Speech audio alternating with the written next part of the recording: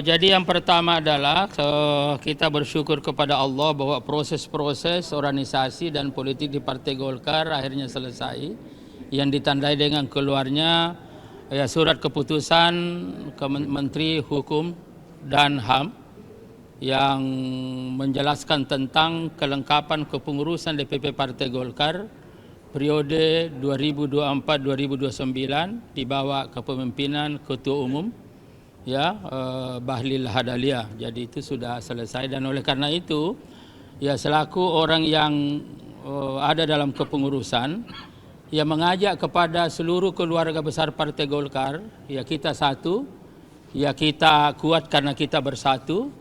Dan apabila ada di antara teman-teman keluarga besar Partai Golkar mempertanyakan sesuatu, ada baiknya ke DPP. Dan tadi pagi saya melapor kepada Ketua Umum, saya ke rumah beliau, saya melapor perkembangan-perkembangan yang ada, dan beliau memberikan penggarisan bahwa kepengurusan sudah selesai dan tugas kita ke depan adalah bagaimana membesarkan partai. Dan kata Ketua Umum, saya ini adalah aktivis murni, saya Ketua Umum, kata Pak Bahlil tadi, saya tetap memberikan kesempatan kepada teman-teman semua untuk mengkritisi saya. Mengkritisi tetapi tentu logik, faktual, rasional, dan merupakan pencerminan dari doktrin karya kekaryaan. Kata Ketua Umum tadi, karya kekaryaan itu hanya bisa dicapai apabila ada ide, mulai dari ide. Nah, ide itu muncul dari orang-orang yang cerdas. Jadi orang-orang yang cerdas yang menjadi kader Partai Golkar adalah pasti kritis. Tapi kritik yang diberikan oleh kader-kader Partai Golkar orientasinya membesarkan Partai Golkar. Dan apabila ada yang tidak berorientasi membesarkan Partai Golkar, tetapi hanya ngerecoki, maka tentu nanti akan kita lihat bagaimana perkembangan lebih jauh. Itu tadi penggarisan yang disampaikan oleh Ketua Umum kepada saya tadi pagi. Bang, ini kan ada proses pengadilan di PT UN. Menteri Hukum menyatakan dengan adanya pengesahan pengurusan ini artinya batal secara hukum. Itu yang saya katakan. Jadi ini silakan semua, kalau sudah ada penggarisan begitu dan ini penjelasan dari Pak Menteri, siapa lagi yang kita percaya? Kan itu. Jadi kan ini sudah jalan, tapi meskipun demikian kita hanya menghimbau, udahlah proses-proses seperti itu kita akhiri. Mari kita tunjukkan niat baik kita bersama-sama dengan satu prinsip bahwa kita bersatu kita akan kuat. Kalau kita tidak satu pasti kita tidak kuat. Kalau kita tidak kuat, tidak akan mungkin kita bisa terlibat dalam suatu proses politik untuk mencapai keberhasilan-keberhasilan dan prestasi-prestasi ke depan.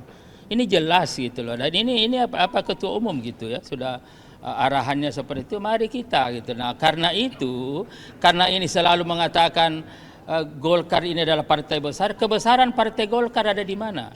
Kebesaran Partai Golkar ada pada kekuatannya, ada pada ideologi yang di breakdown dalam konsep, kemudian dilaksanakan oleh kepemimpinan yang kuat.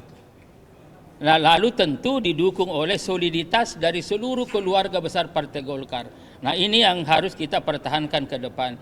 Jadi kalau masih ada misalkan tidak puas, masih ada melihat cari-cari apa, mari kita bicarakan di DPP di sini.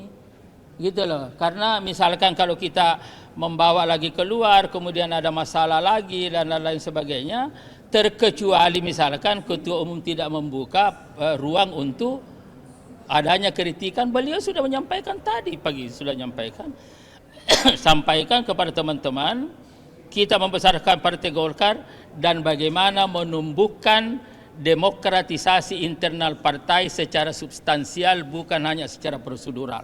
Itu adalah pesan Ketua Umum kepada saya tadi pagi. Kalau terkait mengenai 5 hari lagi akan menjelang pencoblosan, ini apa persiapannya? Nah ini apa persiapan? Kita kan lagi 5 hari pencoblosan. Kesiapan Partai Golkar ini sudah mempersiapkan diri semenjak jauh-jauh hari. Kalau kita bicara pilkada, kita udah main mulai dari tahun 2020 dan itu kita menang di 61,11%. Artinya bahwa infrastruktur itu sudah terbangun. Nah, hari ini kita akan luncurkan buku panduan saksi dan sekaligus kita akan melepas burung untuk kampanye bahwa pilkada ini harus damai. Sebagai simbol, Golkar sebagai partai besar, pemenang kedua dalam pileg pilpres kemarin, sehingga kita berkewajiban untuk menjaga. Makanya ngajak Bang Idrus sudah laporkan ke Ketua Umum agar kita melaksanakan kegiatan, dan ini sifatnya nasional yang kita akan lakukan secara bersama-sama. Begitu. Ada lagi? Bang, tambahin Bang, kemarin kan sempat bilang kalau mereka yang melakukan gugatan ini statusnya tidak jelas sebagai kader. Nah, apakah setelah ini mereka yang disebut tidak jelas sebagai kader ini akan diajak baik-baik masuk? Jadi siapapun, jadi ini kan ya paradigma kita sebagai partai terbuka bahwa ini mestinya adalah milik rakyat. Ya jangankan yang sudah cawe-cawe, yang tidak cawe-cawe pun kalau mau masuk Golkar, ayo kita bareng-bareng. Apalagi kalau sudah cawe-cawe, alhamdulillah. Dan karena itu daripada cawe-cawe di luar, cawe-cawe diselipi di sini. Nah di sini kita adu gagasan, adu konsep. Karena memang ciri karakter Golkar itu adalah karya kekaryaan. Secara filosofis kepemimpinan yang berhak untuk tampil memimpin ke depan adalah yang punya konsep, yang punya gagasan, punya karya, dan melalui proses yang jelas. Jangan di jalan, Bang. Ya iya, gitu loh. Jadi dan saya kira ini penting. Nah karena itu jangan di jalan. Mari kita diskusi, mari kita wadahi. Ya dan ini sedang kita persiapkan juga beberapa ruangan nanti di sini kita akan hidupkan kembali bagaimana proses diskusi, ya perdebatan-perdebatan konseptual yang kita jadikan sebagai tradisi politik kita, dan ini nanti orientasinya adalah mencari solusi terhadap masalah bangsa ini, mestinya begitu. Jadi kalau cawe-cawenya di luar, ya mari kita diskusi di sini, mari kita bicara. Kalau memang ada masalah, Ketua Umum sudah terbuka. Kata Ketua Umum sekali lagi saya ingin mempertegas, saya ini adalah aktivis murni. Saya lahir dari sebuah proses.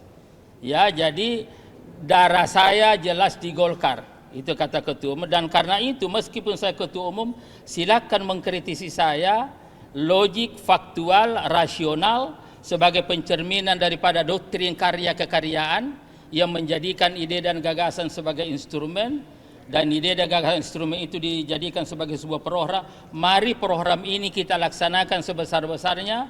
Orientasinya satu, ya satu, bagaimana memenuhi kebutuhan rakyat, bagaimana menyelesaikan masalah rakyat, dan secara visioner bagaimana memberikan harapan masa depan yang lebih baik kepada rakyat. Ini aja Golkar ini. Nah, Ketua Umum nantang kayak gitu daripada cawe-cawe di luar. Lalu kemudian mengaku tidak ada tradisi Golkar seperti itu. Tradisi Golkar itu sebagai pencerminan daripada karya kekaryaan adalah perdebatan konseptual, mengedepankan konsep.